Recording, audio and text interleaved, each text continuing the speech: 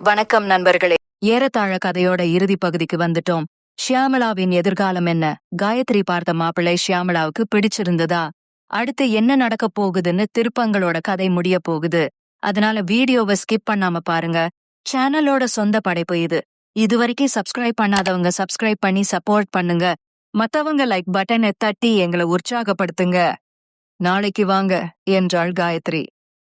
இல்ல madam, sir இன்னைக்கு வர சொன்னாங்க என்றபடி ராட்சத எல்சிடி டிவியை வாசலில் வைத்தபடி இருவரும் தாங்கி பிடித்து நின்றிருந்தனர். நீங்க சொல்றது சரிதான், இன்னைக்கு ஃபிக்ஸ் பண்ணலாம்னு தான் சொல்லிட்டு இருந்தாரு. ஆனா திடீர்னு ஃபேக்டரிக்கு போயிட்டாரு. எனக்கும் உடம்புக்கு முடியல. Please understand me. ஆஸ்பத்திரிக்கு போகணும். சாயந்தரம் ஃபோன் பண்ணிட்டு வாங்க என்றபோது லேசாய் வயிற்றை புரட்டியது.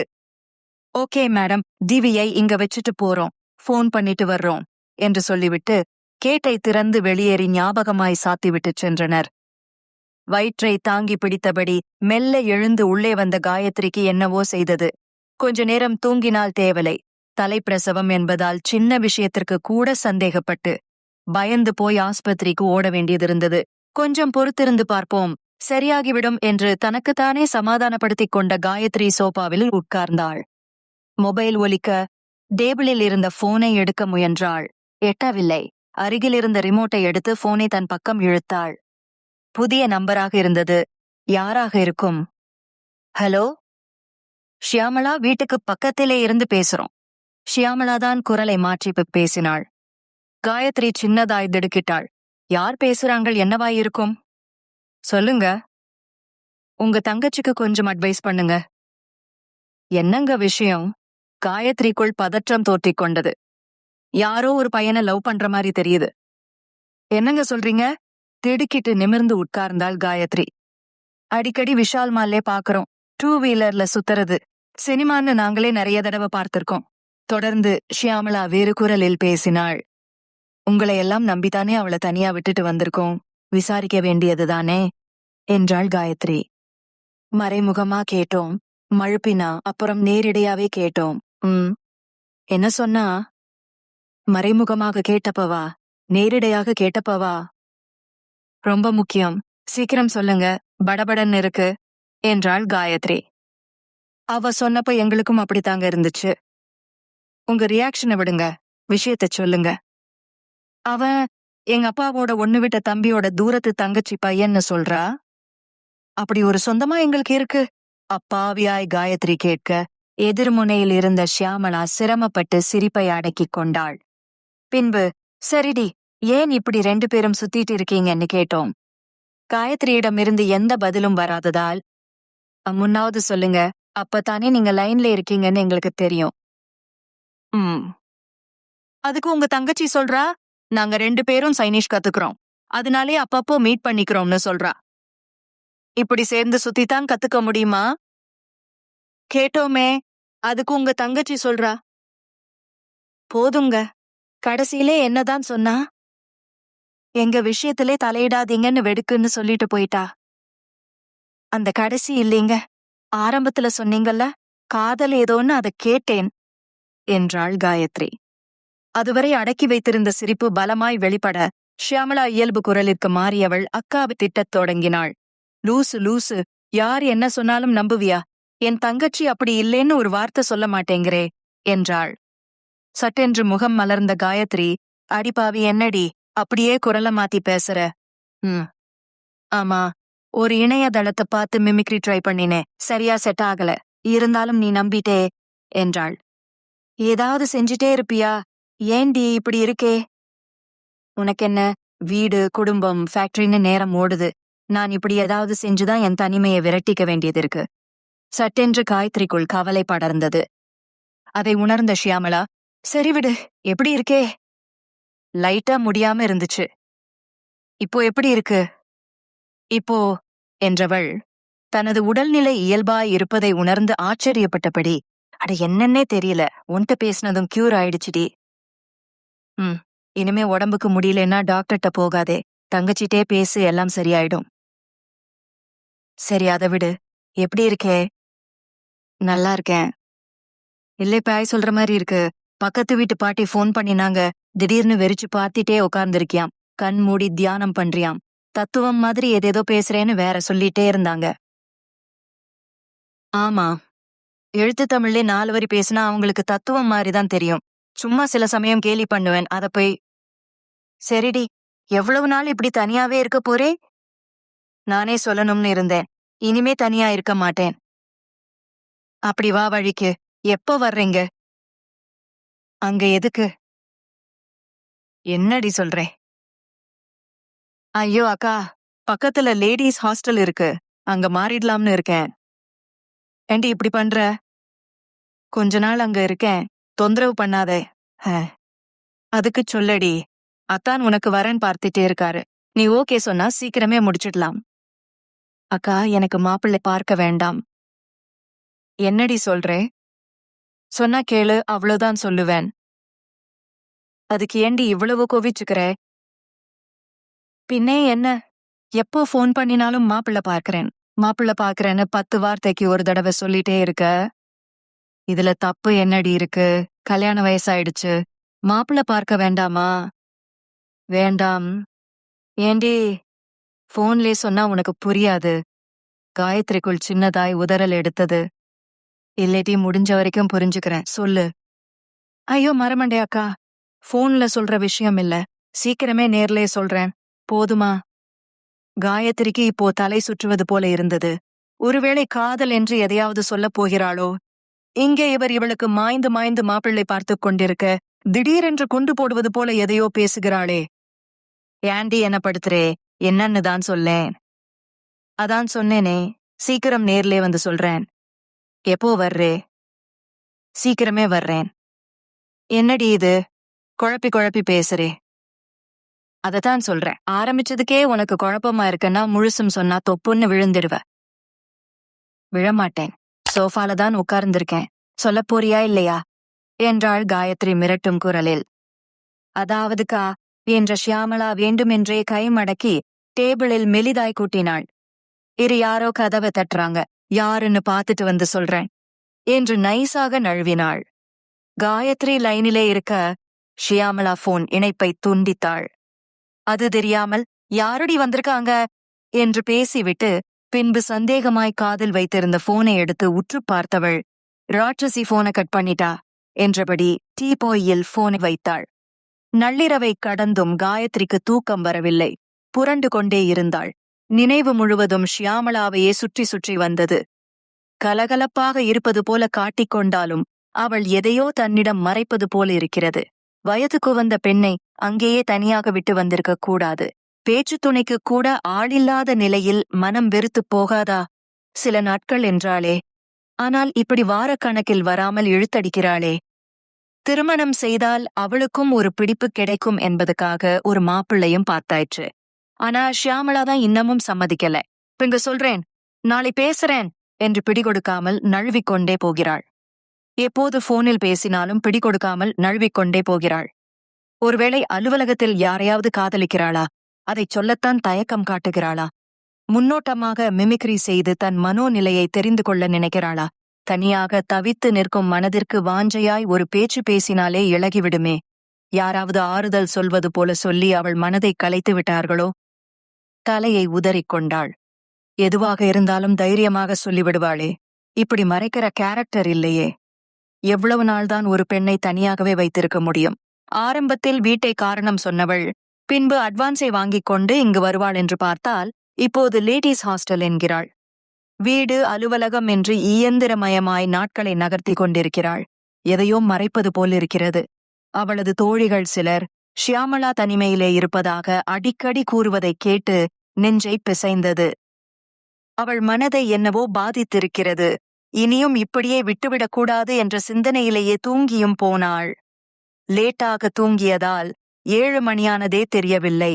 வெப்பக்கதிர்கள் கீற்றாய் ஜன்னல் வழியே ஊடுருவிய போதுதான் மெல்ல விழிப்பு வந்தது. கண்ணை திறந்தபோது எரிச்சலால் படபடத்தது. மீண்டும் கண்ணை மூடியவள் கண்களை அழுந்த தேய்த்து பின்பு மெல்லமாய் திறந்தாள். நேரமில்லை. திட்டமிட்டதை விட நேரமாகிவிட்டது. இன்றைக்கு கிளம்பிச் சென்று எப்படியும் ஷியாமளாவை அழைத்து வந்துவிட வேண்டும். கணவனிடம் பலமுறை கூறியதுதான். மறுப்பு தெரிவிக்கப் போவதில்லை. கொஞ்ச நாள் வீட்டிலேயே தங்க வைத்து உடம்பை தேற்ற வேண்டும். பின்பு திருமணத்திற்கான ஏற்பாடுகளை செய்ய வேண்டும். பக்கத்து வீட்டு பாட்டிதான் ஒரு முறை போனில் கண்டித்தாள். பொம்பளை பிள்ளையை இப்படி தனியா விடக்கூடாதுப்பா. உன் தங்கச்சி முன்ன மாதிரி இல்லே, பேச்சு குறைஞ்சிடுச்சு. பழைய கலகலப்பு இல்ல, கூட்டிட்டு போயிடு, அல்லது கல்யாணத்தை சீக்கிரம் பண்ணி வச்சுடு. அதை கேட்டபோது சுருக்கென்றது. வசதியில்லாத காலத்தில் சேர்ந்திருந்தோம்.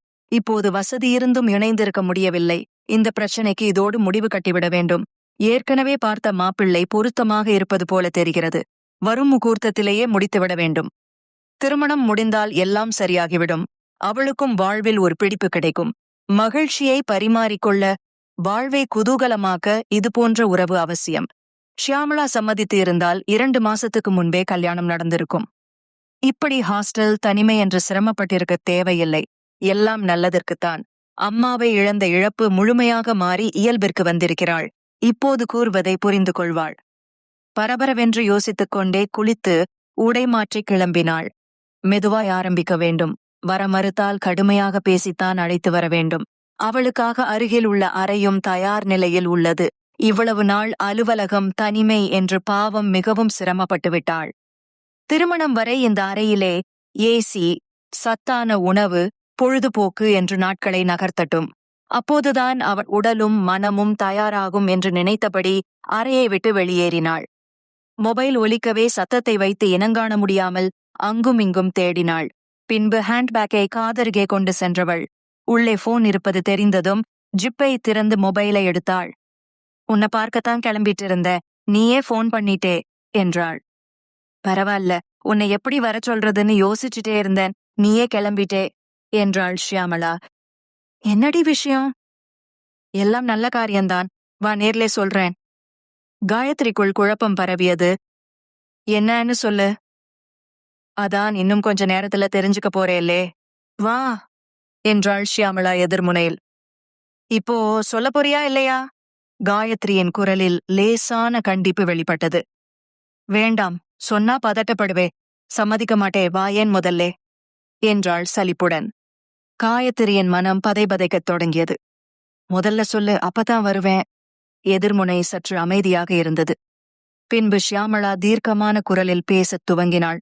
அதை கேட்க கேட்க காயத்ரிக்கு தலை சுற்றியது. என்னடி சொல்றே என்றாள் அதிர்ச்சியாய். ஆமா, நம்ம வீட்டு சார்பாக ஒரு மாலை வாங்கிக்கோ, நல்ல நேரம் முடியறதுக்குள்ள வந்துரு என்றவள் பதிலை எதிர்பார்க்காமல் இணைப்பை துண்டித்தாள். காயத்ரி வெகுநேரம் திக்பிரமை பிடித்தது போல நின்று கொண்டிருந்தாள். ஷியாமளா பூட்டை ஒருமுறை இழுத்து பார்த்து கொண்டாள். முகத்தில் விழுந்த முடியை பின்னுக்கு தள்ளிக் கொண்டவள் தெருவின் 2 பக்கத்தையும் ஒருமுறை பார்த்து கொண்டாள். ஆள் நடமாட்டம் அதிகமில்லை. இதுவும் நல்லதுதான். இல்லையென்றால் சூட்கேஸை தூக்கிக் கொண்டு எங்க போற, என்ன விசேஷம் என்று கேள்விக்குறிகள் நிறைந்த வார்த்தைகளை அதிகம் கேட்க வேண்டியது இருக்கும். எல்லாத்துக்கும் பொய்தான் சொல்ல வேண்டும். இந்த தெருவாசிகள் முன்பு போலில்லை. ஆரம்பத்தில் கொஞ்சம் எட்டியே நின்றார்கள், புறம் பேசினார்கள், கேலியாய் பார்த்தார்கள். ஆனால் இவை அனைத்தையும் பொறுமை, உழைப்பு, புன்முறுவல் மூலம் கடந்தாச்சு. அக்காவிற்கு நல்ல வேலை கிடைத்த போது சற்று அவர்களின் பார்வை மாறியது. சிநேகமாய் சிரித்தார்கள், சின்னதாய் நலம் விசாரித்தார்கள். காயத்ரிக்கு நல்ல வரன் அமைந்ததும் இன்னும் ஆச்சரியமானார்கள். 3 பெண்கள் தனியாக நின்று போராடி கண்முன் உயர்வது அவர்களை சந்தோஷப்படுத்தியது. மற்றவர்களிடம் சொல்லி சொல்லி உற்சாகமானார்கள். தெருவையும் சமுதாயத்தையும் கூட தனது வீடு, நம் குடும்பம் என்று பார்த்த ஷியாமளாவின் பார்வையும் செயலும் அவர்களை வியப்பில் ஆழ்த்தியது. சாக்கடையில் குப்பைகள் இருந்தால் அகற்றி கழிவு நீர் தடை விலக்குவாள். தீய பழக்கங்களினால் ஏற்படும் பாதிப்பு பத்தி குழந்தைகளுக்கு கதை சொல்லுவாள். அதீத முகபாவனையோடு அவள் அதை சொல்லுவாள். குழந்தைகளோடு சில நேரம் பெரியவர்களும் வந்து அமர்ந்து கொள்வார்கள். என்னன்னு தெரியலடி, நீ சொல்ற கதையை கேட்டா கொஞ்ச நேரம் ரிலாக்ஸா இருக்கு என்று சின்னதாய் சிரிப்பார்கள். மொபைலில் இணையத்திற்குள் சென்று சமையல், சுகாதாரம், மருத்துவம் என்று அத்தனை நவீனத்தையும் தெருவாசிகளுக்கு அறிமுகப்படுத்துவாள். மறந்து போன பழமையும் உடல் நல மேம்பாடும் அவர்களை ஆச்சரியப்படுத்தும். ஷியாமளாவோடு இருந்தா ஏதாவது புது விஷயம் தெரிஞ்சிட்டே இருக்கலாம் என்று யாராவது ஒருவர் அவளுடன் பேசிக்கொண்டே இருப்பர். இதனால் தனியாக இருப்பது அவளுக்கு சிரமமாக இருந்ததில்லை. நீ சொன்னபடி கொள்ளுப்பருப்பை வறுத்து வேக வைச்சேன், வாசனை தூக்கலா இருக்கு, கொஞ்சம் டெஸ்ட் பண்ணி பாரேன் என்பார்கள். ஒரு ஆளுக்கு எதுக்கு மெனக்கடுறே இந்தா என்று ஒரு பக்கம் குழம்பு வரும், இன்னொரு புறம் மசியலை நீட்டுவார்கள். அம்மா அக்காவுடன் இருந்தபோது ஒரு தயக்கம் இருந்தது. இப்போது சர்வசாதாரணமாக பலரும் ஒட்டிக் கொள்கிறார்கள். வீட்டிற்குள் சரசரவென்று வருகிறார்கள். பாகுபாடு இல்லாத சிநேகம், மிகப்பெரிய பலம். உறவுகள் இல்லாவிட்டாலும் பெண்ணாய் இப்படி தன்னந்தனியே இங்கு இருப்பதற்கு இந்த தெருதான் காரணம். இவர்களிடம் எப்படி பொய் சொல்லி கடப்பது? என் வாழ்க்கையை நானே தீர்மானித்துக் குழப்பியமானித்துக் கொள்ளப் போகிறேன் என்றால் அதை எப்படி எடுத்துக் கொள்வார்கள்? அவ்வளவு மாடர்னான எண்ணம் கொண்டவர்கள் கிடையாது. சட்டென்று எதிர்ப்பு தெரிவித்து சமாதானப்படுத்தவே முயல்வார்கள். சில விஷயங்களில் தன் மனம் சொல்வதையே கேட்க வேண்டியதிருக்கிறது. திடமாக இருப்பது அவசியம். பிறரின் திசை திருப்பல் பேச்சுக்களை புறந்தள்ளுவதே உத்தமம். இதனால் இந்த தெருவாசிகளிடம் மனக்கசப்பு நேரலாம், சங்கடங்கள் உருவாகலாம். என் வாழ்க்கையை அமைத்துக்கொண்டு திரும்ப வந்து நிதானமாக அவர்களுக்கு விளக்கலாம், புரிந்து கொள்வார்கள்.